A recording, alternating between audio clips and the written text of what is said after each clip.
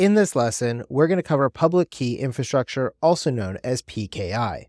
Now, public key infrastructure, or PKI, is an entire system of hardware, software, policies, procedures, and people that is based on asymmetric encryption. If you've ever connected to a website using an HTTPS connection, you've already been part of the public key infrastructure. Now, if you want to establish a secure connection to a website like DionTraining.com, you would go into your web browser and type in https://www.diontraining.com. Your web browser will then go to a trusted third party called the Certificate Authority, and they're going to ask them for a copy of my web server's public key. Then, your web browser will pick a long, random string of numbers, and it's going to use that as a shared secret key to use with a symmetric algorithm for bulk encryption, something like AES, as we start transferring data back and forth between your web browser and my web server. But first, you have to get that randomly chosen shared secret key over to my web server securely. And for that, we're actually going to use public key encryption known as asymmetrical encryption. Now, using my public key that you downloaded from the Certificate Authority, your computer will then encrypt that random shared secret key that you just randomly created. Now, in the example here, I'm going to use a short number like 51363 as our shared secret. Now, once you encrypt that using my server's public key, which anyone in the world has access to, you can then send it over the internet to my web server. Now, because it's encrypted with my public key though, no one on the internet is going to be able to decrypt it unless they have my private key. And the only person who has that private key is my web server. So, as we go across the internet, no one can see the fact that we're going to use 51363 as our shared secret code. Now, once my web server receives that encrypted ciphertext, it's going to use my server's private key to decrypt it and then get it back to that shared secret key that you submitted. Now I can read the plain text, and I know the number is 51363. So far, this is all using asymmetrical encryption like we discussed before. Now up to this point, everything we've done has to do with asymmetric encryption. But now that both you and my web server know the shared secret key, we can switch over and create a symmetric tunnel. Now to do this, we're going to use something like AES to create a TLS or SSL tunnel over the internet and then communicate safely and securely through that tunnel to make sure nobody can see the data you're entering in, like your credit card number, if you're trying to buy an exam voucher.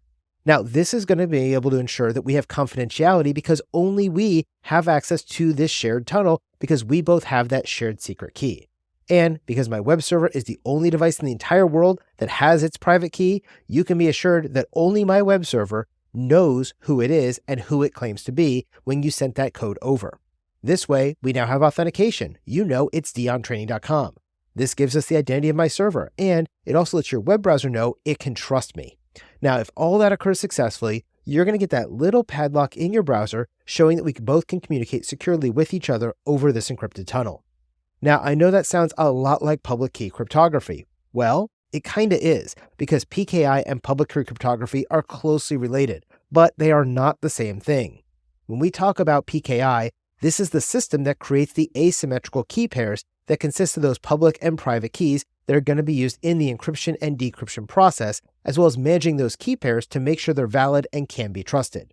When we talk about public key cryptography, on the other hand, we're just talking about the encryption and decryption process. And this encryption and decryption process is just one small part of the overall PKI architecture. Now, for all of this to work successfully, you need to have a trusted third party involved.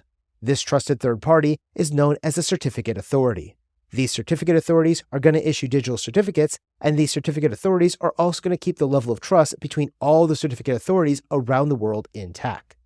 Another essential component of the PKI system is what's known as key escrow.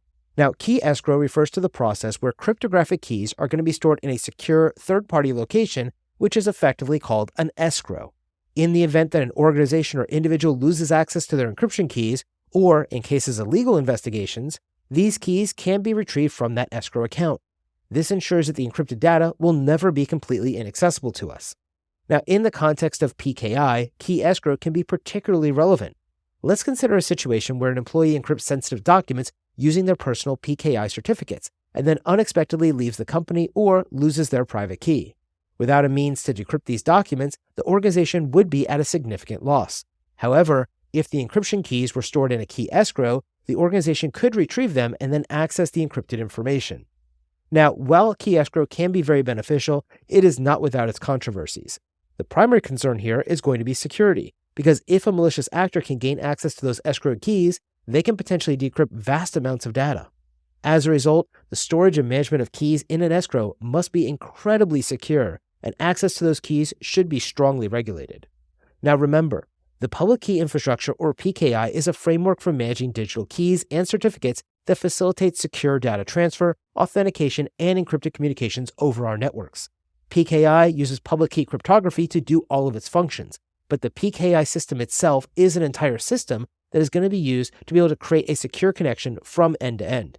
Now, if we're talking about the public key encryption, we're just talking about the asymmetric encryption and decryption portion of this process. But when we talk about PKI, we're talking about everything together. Now, PKI is pivotal to ensure the secure communication and data exchange that happens on the internet, and components like key escrow are going to provide us with additional layers of flexibility and assurance, but they also introduce their own sets of challenges that we must manage effectively to ensure the security of our enterprise networks.